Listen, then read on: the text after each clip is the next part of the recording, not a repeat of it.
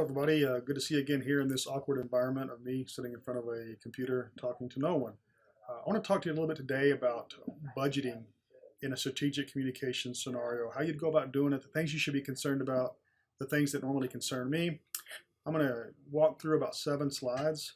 It'll go pretty quickly, and then I'm going to show you an example of one that I put together for a fictitious client, and we'll use that as a jumping off point. So let me get going right now. I'm going to move us over to the PowerPoint lecture.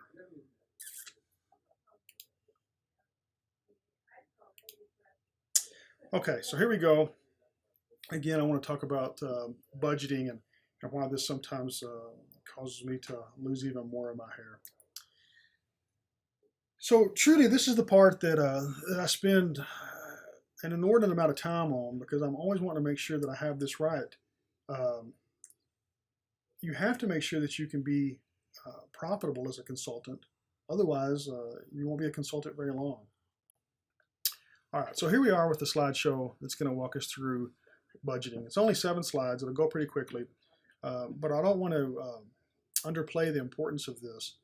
It's the part that I spend a lot of time on, and it's the part that sometimes I'm just never sure that I'm getting exactly right. And I'll explain to you why that's the case as we go forward. So to be a consultant, you have to stay in business. You have to consult. And to be able to stay in business, you have to be at least marginally profitable. There's other reasons to be a consultant. There's some great parts of being a consultant, working for different clients, being in different scenarios, having different objectives every day that you wake up is a great way to make a living, but you do have to make a living. Now, the part that is concerning to me is you have to be careful where you bid so that you do bid enough to make a profit, but you can't bid so high that you're not competitive and that you get undercut in any given opportunity. So you have to be careful here.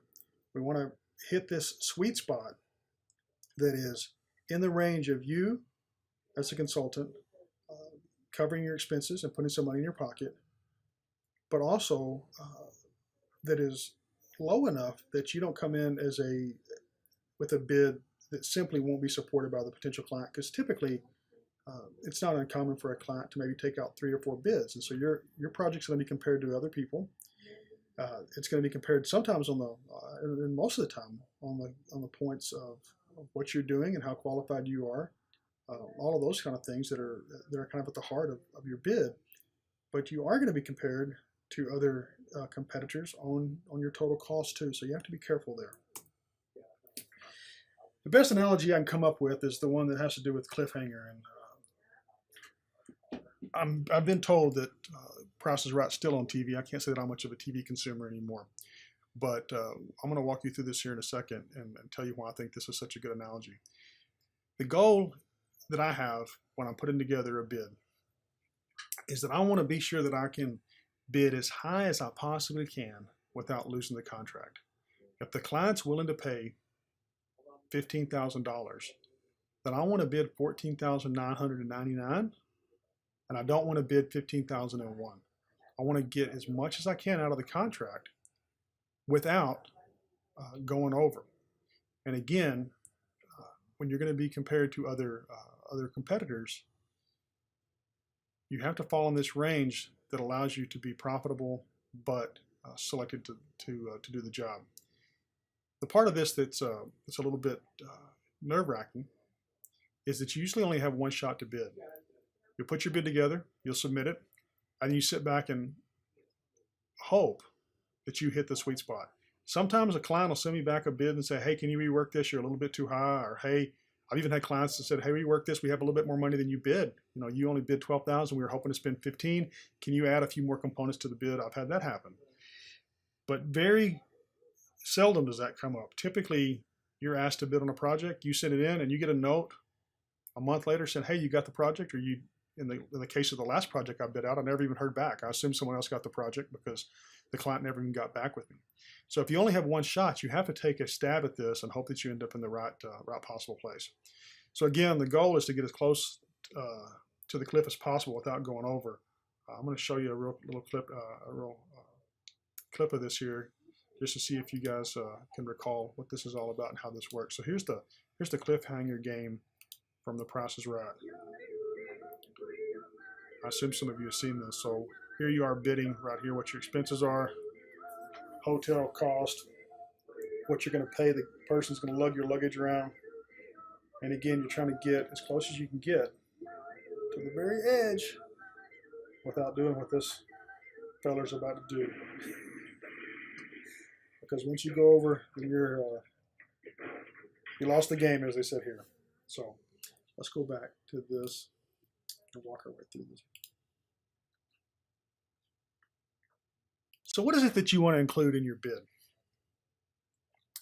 Well, the reality is you want to include everything that's going to have any cost to you, any expense. You want to make sure that whatever you bid, that you haven't overlooked anything that's going to come out of your pocket. So here are the things that I typically consider. So in terms of my cost, almost always there's a little bit of travel involved. Not always, but almost always. Because of the type of consulting that I do, there's always a research component where I'm going to collect data and there's going to be some cost associated with that. I have to come up with a recommendation and a report. So there's some cost with me and time, if nothing else, but sometimes I pay people to help with the report, the recommendations. Sometimes it may be that I have to fly back out and do another presentation somewhere. I have to figure those costs back in. Salaries. I'm not really worried about my salary right here, but what expenses do I have related to personnel? Very commonly, I'll take someone along on some of these research trips with me. I have to have someone that can run the camera. I may have to have someone that's going to be the moderator of the focus group. Sometimes I just need another person there to help carry off the project. So sometimes you take a team of people with you. If you take a team of people with you, you have to consider in their salaries. So again, we've got travel, we've got research, we've got the recommendations in the report, we've got salaries. You've got to figure in what you're going to put in your pocket, your own pay. So how do you bid so that you get all your expenses covered, and then you also have a little bit of obviously a profit that pays in off of this consulting gig. You'll have office expenses at times. So if you are in fact keeping a brick and mortar business, on the courthouse square, you have rent, you have electricity, you have phone bills. All of those things have to be paid for, and typically you figure in any given project what percentage of the cost of that project are going to go back into paying the office expenses. If you only have one contract this whole month, then your expenses for this one bid have to cover all the bills for that month. If your rent for your building is, let's say, $1,500 for the month, and you're only going to have this one consulting gig for the month, then you better build in $1,500 to cover the expenses of the office. That's one of the nice things about the current state of consulting, where a person could possibly do this from home, possibly do it from a laptop computer, is you can really cut your expenses down. But if you have a secretary, if you have some office staff, if you have heating and cooling bills, if you have rent, all of those things have to be covered by any individual job. So you have to bid into those jobs. Now, if you have 4 or 5 jobs during any given month, then you can spread those expenses out across all 4 or 5 clients. But if you just have one, then again, you have to build it in. And then we've talked about this before. You may also have some discovery expenses. So if I had to fly to Dallas the month before to go and secure this contract that I'm going to actually now be bidding on, or secure the opportunity to bid, let's put it that way, then I have to figure in that those discovery expenses have to be covered by this bid. Otherwise, I'm not sure how I'm going to pay for them. So you have to be sure to factor in any expenses that you've had. Also, you may have some discovery costs associated with paying someone a gift or a cash bounty for helping you find the gig. So if you got a phone call from a past client who said, hey, I got this friend that's going to be doing a project and I think you ought to bid on it, you may want to send that past client, you may want to send them, like I've told you in the past, I've sent out a box full of steaks, or I've sent them a vacation voucher or whatever. Then you have to figure those expenses in as well. So again, what are your total expenses across the whole project, including some expenses that may not be necessarily associated with that project, that you have to cover through this bid?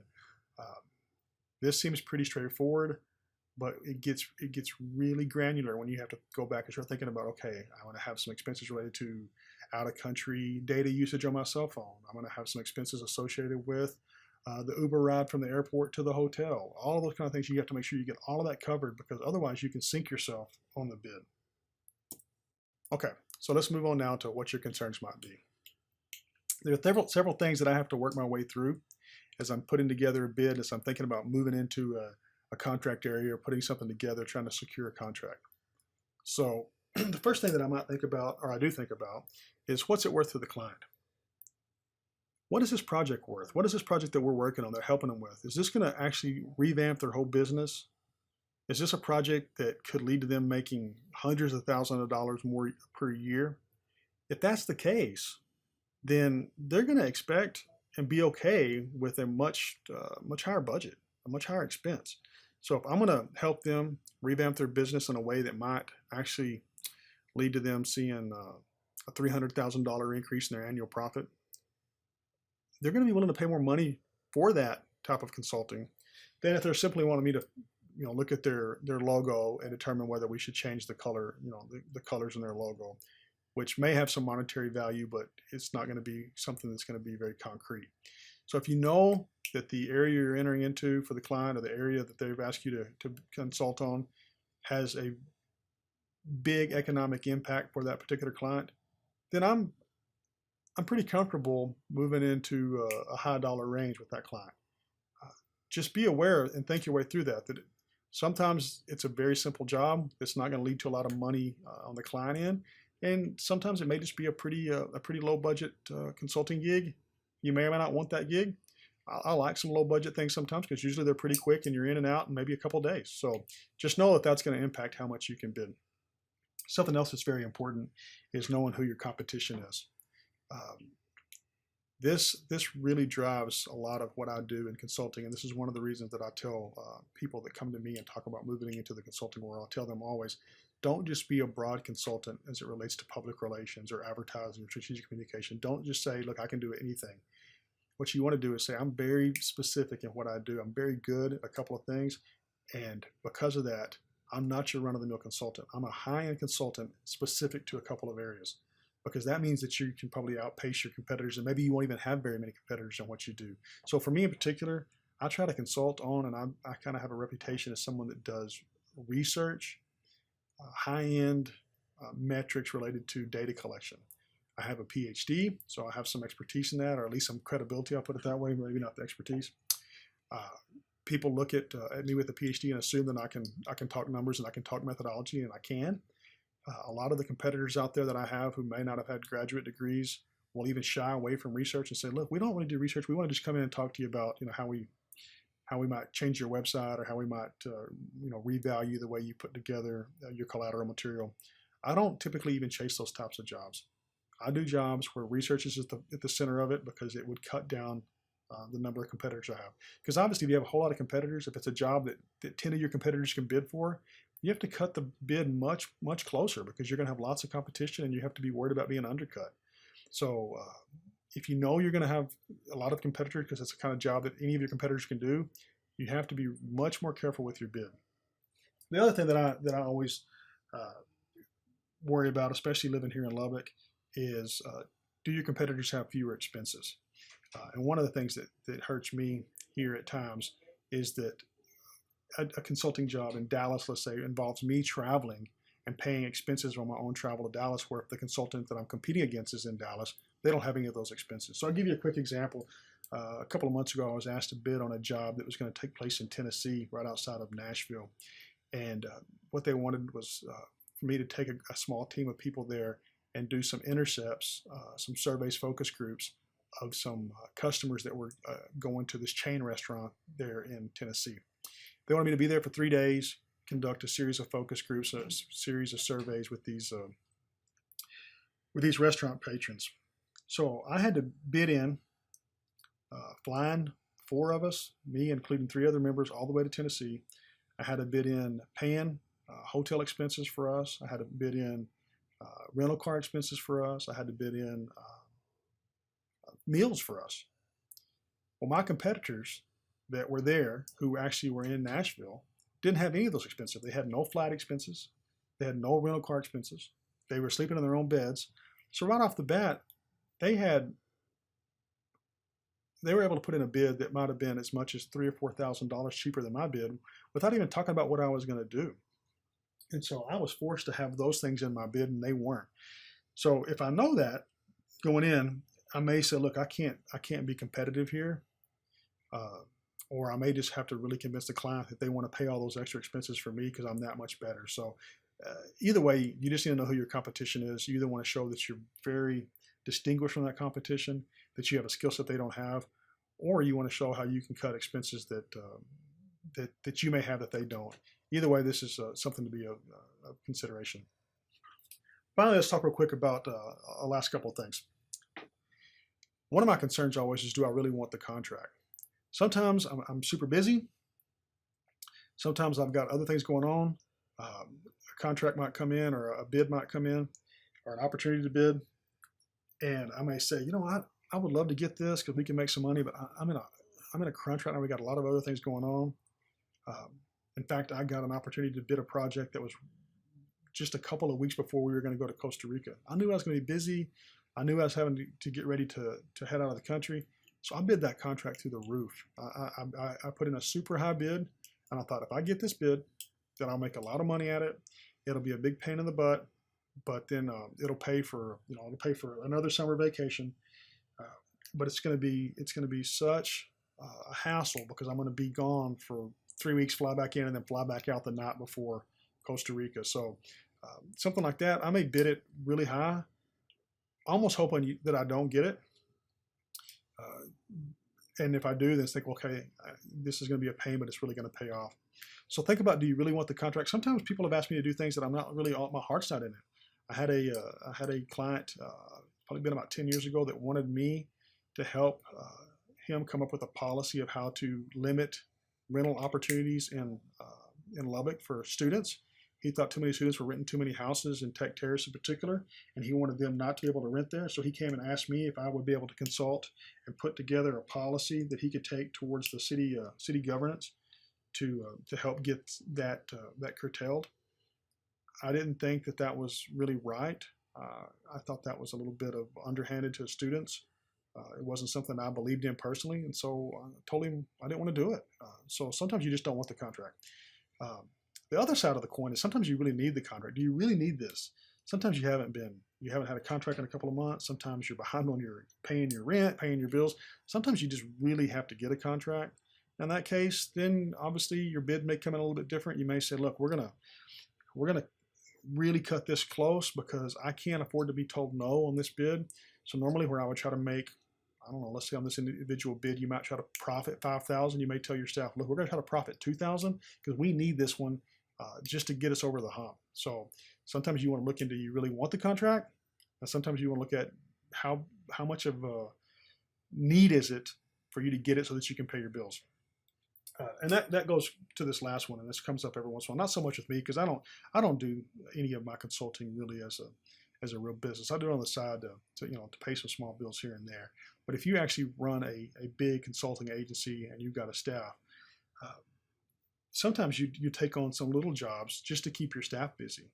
So if your staff, if you're paying people, 3 or 4 people $15 an hour to staff your office and to answer the phones and to be around every day, you'd rather have a client paying those bills than you paying them out of your own pocket.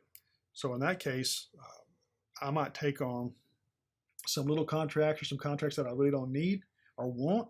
Just gotta think, you know what, this is going to be easy. I can turn this over to my office staff, let them do it, and they'll generate enough revenue to pay themselves for the next week or so. So it's very common in the building industry to do this. So if you have a couple of roofing crews, you might when roofing gets slow, you might send one of your roofing crews out to do work at 50% off the regular price because you got to pay them anyway. You might as well let them be working, and maybe if they make just enough money to pay themselves, that's better than coming out of your own pocket. So again, sometimes you bid things to keep your staff busy, and again, if that's the case, you might cut your bid a little bit closer because you're not looking to really turn a huge profit there. So let me walk you through an actual bid here that I've just made up.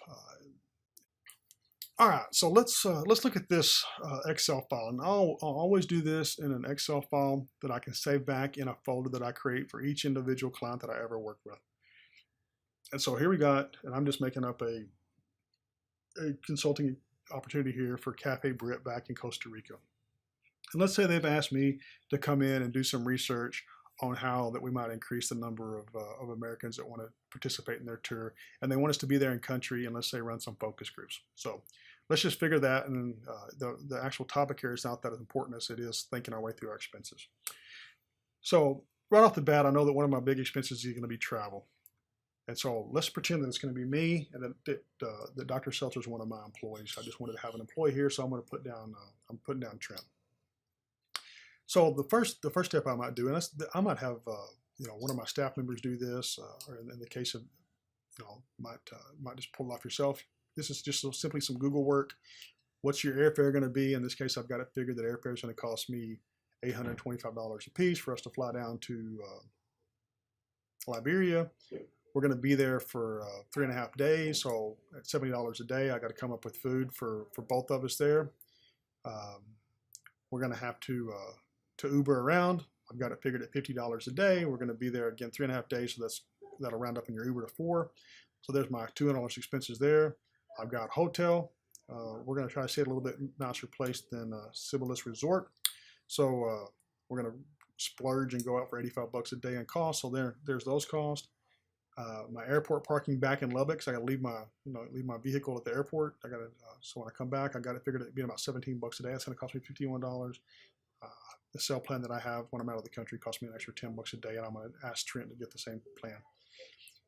The key here is to make sure, is there anything that we forgot? Is there incidentals? Is there anything in here that is part of the travel that I haven't thought of?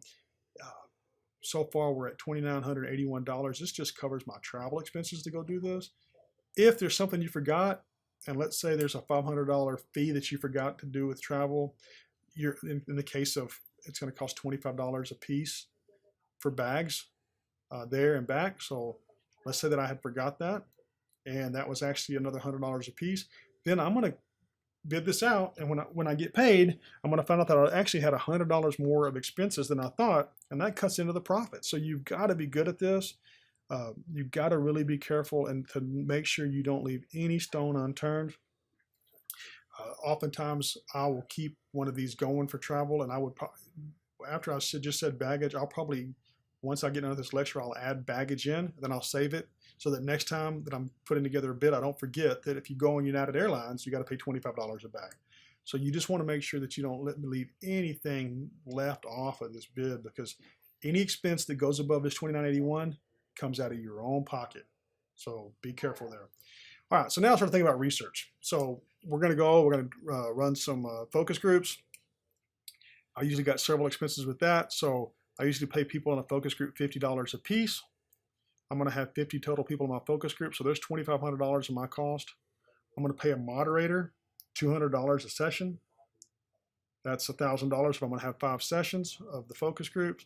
In something like Costa Rica, I probably would want a moderator. I probably wouldn't moderate myself because my Spanish obviously isn't good enough to run a focus group. So think about that. Is this a focus group scenario that you can moderate? Is it something that you can't moderate? Even sometimes some stuff that I can moderate, I'd rather hire someone out so that I can sit on the other side of the glass with the client and talk their way through it. So if you're going to hire a moderator, you got to work those costs in there. You better, and don't just estimate this. Call up some moderators in country, find out who's there, and find out what their costs would be. Don't just guess on this stuff, because again, if you get there and the moderator actually wants $300 a group, now you're in trouble because you're going to be $500 short over here. Call up. You got to have a place to conduct focus groups. It varies location. I just made this number up. Let's say that you found a place that would let you conduct the focus groups for $250 for the day. You're going to do all 5 of them in one day. You got that expense. Typically, I want to record audio and visual. If I'm flying all the way to Costa Rica, I'm probably not going to pack up my own audio visual equipment. So I'm going to call up Garcia Audio Visual in Costa Rica. They said they'd come do it for $200 for the day. Then I got that expense. I almost always include snacks or Cokes and drinks and what have you for focus group participants. So figure those costs in, and that's probably actually a little bit low, but that's the cost I came up with. And then typically I want someone to transcribe those focus groups when we get back. And so I just made this up, and I figured $20 an hour. That's about what I pay generally. I don't think you could do it in 10 hours, but let's say that you could. So I paid somebody when I get back $200 to transcribe our focus groups to get the data back onto a piece of paper. So now I've got $4,275 just in my expenses of the research that I'm going to bid out to them. So I've got almost $3,000 in travel. I've got $4,200 in research. I haven't made a dime yet. This is just me covering my expenses. All right, so now typically somebody's going to want to report. This is the part where it gets a little bit more tricky. So I've got to write a report, or my office has to write a report. Typically, these are the things that I do. These are some numbers that I'll just start out with, kind of plug-in numbers when I'm doing a bid. But this would be something that would be, let's say, fairly typical. So analysis is going to take me maybe 30 minutes or an hour. So I'm going to put a number in there. Interpretation is me thinking about what it actually means. To a huge extent, analysis and interpretation go together, but maybe I'll analyze the data, then I'll sit back and think about it for 25 minutes or so, and then that comes up with this number here. And then I got to write up the report. Somebody's got to sit down and write up maybe a 10, 15, 20-page report that says, here's what our findings are, here's what here's what you should do. So this is your recommendation right here. We found through our focus groups that your typical consumer thinks that your costs are too high. We recommend that you cut your costs to this much. We recommend that you have a selfie-taking spot of your coffee tour, whatever it may be. This is the write-up. That's the analysis, interpretation, and your recommendations. So again, this number is a little bit low, and we're going to go back to it here in a second. I'll tell you why. Also, figure in your personnel cost. I took Trent with me. I typically don't pay people by the hour. If I take somebody on a contract with me, I just ask them up front what they're going to charge me. So I might tell Trent, hey, I want to pay all your expenses. Cover all the costs associated, but I need somebody else to go out there and help me in Costa Rica. I'll pay all, you can pay your travel, pay your airfare. What would it cost for you to go help me on this project? And he may say, okay, I'll do it for $1,000. Well, obviously you got to put that fee in there. All right, now let's get moving down towards the bottom of this, and now we're starting to get a sense of where we're at in this. Let's skip contingency for now. That's why I left it at 0. Let's skip that for now. Now I got to start thinking about what I'm going to make out of this. So what's it worth to me? What am I going to put in my pocket? Again, I don't have a lot of expenses. I don't have an office downtown. I already have paid off my home computer. I mean, I don't have a lot of expenses there. If I did, you'd have to start worrying about this kind of stuff here. So what are my office expenses? And that's why I didn't put it in this bid, because it's getting to be less and less common to have a lot of office expenses because people consult out of their home.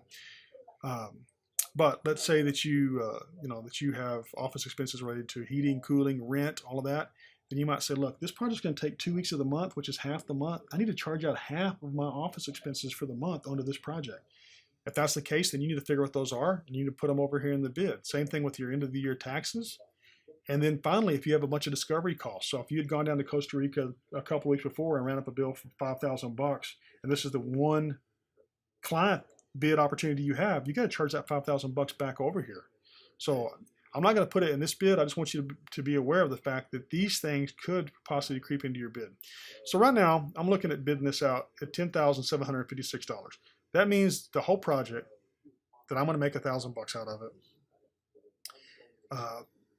Now the reason that I left this here and I wanted to come back to it is, if I'm going to do this part of it, then this is actually going to be money in my pocket too. So if I'm going to write up the analysis, do the interpretation, or run the analysis, do the interpretation and write it up, then this money here as actually comes down to here and becomes part of, added with my total. Sometimes I may not even have a total here. I might just say, look, this is the money I'm going to make right here. Sometimes I might say, okay, this is what I'm going to charge for this, but then I'm going to tack on another $1,000 for myself down here, so that in the end, what I really made out of this is this 1,000 plus this 1,500. This project is going to take me 2 weeks. I'm going to make $2,500 out of it. Likewise, sometimes if I'm my own moderator, then I would also make this 1,000. So if you wanted to create another column over here and say, what am I going to make out of this? You might put that 1,000 there. You might put this 1,500 here, and this value here, and say, all right, what am I looking at here? Over here, my sum, that's $3,500. What do I think about that? When I spend 2 weeks of my life with having to go down and deal with Costa Rica and all that for $3,500, I don't know. I don't know if I would or not. What I might do then is say, I'm worth more than this. I'm going to bid this out where I'm going to make 2 here. But you see how this works, where I'm down here affecting this bottom line, and this is what my bid is going to be when it's all said and done. The final thing I want to talk to you about is this contingency, and this is kind of a CYA number. What I don't want to have happen is I don't want to come back, finish the project up, and realize that I had forgot all about something up here, and now I'm making hardly any money, because when you tell the client that you're going to do this project for $11,756, and you get back and you run your bills and it actually costs you $11,856, you can't call them and say, hey, I really underbid that project, I need you to add another 100. They're going to say, hey, you should have figured that out beforehand. So you got to make sure that you stay above water on these things, or you'll go broke and you won't be a consultant very long. So sometimes, not all the time, but sometimes I might add in, I don't know, let's say a $200 contingency here. There's a couple things you can do with this. Let's say you add in a $500 contingency. I don't always add one in, but let's say that we did on this one. I might tell the client, look, this is actually going to cost $11,756, give or take 500 here or there. If I don't spend this contingency money, I may tell the client, yeah, you don't owe that 500 to me, I didn't need it. Or you may say, hey, we were able to stay a little bit cheaper than we thought, so I just need the $11,756 and we're square. If I spend it, then I might tell the client, yeah, like I told you, we figured this was contingency money and we needed it. I don't always like to go this route, because clients typically want a hard number, and they don't want you to give them a range. They want you to give them a number. But sometimes I might not even tell them I have this contingency number. I might just bid them this, and then when I'm done, I might say, hey, I overbid you a little bit. I'm going to give you back 300 of what you actually only owe me 11,956 because we stayed under budget a little bit. They'll always appreciate that. But again, you're trying to make sure you don't lose the bid. So one of the things I try to do is always bid as low as I can. I hate to add that 500 in there if I don't need it. So again, this is a little bit up to you.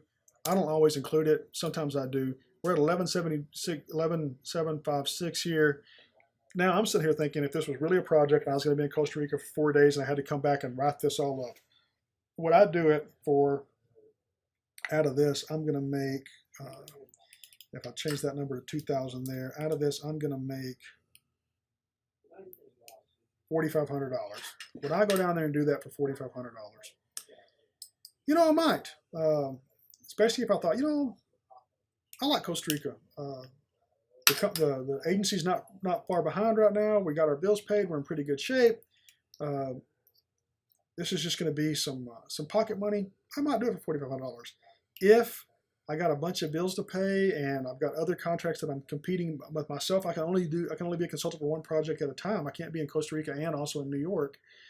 And so I'm having to bid this almost against myself by saying, is this the one I want to go under? I want to go in New York. I may say, look, I'm going to bump this up to $6,000 or $7,000 here on this number, so that I know that if I get it, it's worth my effort. This is something you have to decide on your own. I will tell you that in my experience, starting out consultants almost always make the mistake of underpaying themselves. They look at this and say, you know what, I think I can do this. I'm going to take this number out right here, and I'm just going to make this right here. I'm going to do it all for $1,500, and they'll do something like that. And I'm going to, let's say you have to hire a moderator because your Spanish isn't good enough, like I'd probably have to do. And so, you know what, that's pretty good. $1,500 is. I did this when I first started consulting. I was always really low on what I pocketed myself. You get lots of bids this way. You get lots of jobs because you're going to always be a low bidder. And so you get lots of work. What you realize is you're working all the time and you're not making hardly any money. So be careful. I'm not saying this isn't a good strategy when you're getting started to get your name out there to get in and do work inexpensively. But just know that in 5 or 10 years, maybe 3 years, you want to start raising your prices. For one thing, now you've set yourself up as people know that you're a cheap consultant. So the next time they call and you say, yeah, I'm going to have to knock this up another $3,000, they're going to be a little bit turned off by that because we've established that you're not an expensive client or not an expensive consultant. So be careful there. Make sure that you get yourself paid, but overall, the big goal is to make sure that you cover all your expenses, and you do not want to come back and find out that, oh my God, I forgot about this $2,000 expense that wasn't in my bid, and now I'm only making $1,500, and my expense that showed up was $2,000 I didn't cover. So this is actually going to cost me $500 out of my own pocket to go do this project. So you got to be careful there. All right. So that being the case, those are things to be concerned about. Thanks for your time. Again, the goal in this is to get some business and to make a little bit of money. It's more complicated than you would think. If you have any questions, reach out to me. But I'm going to have you go through this step next.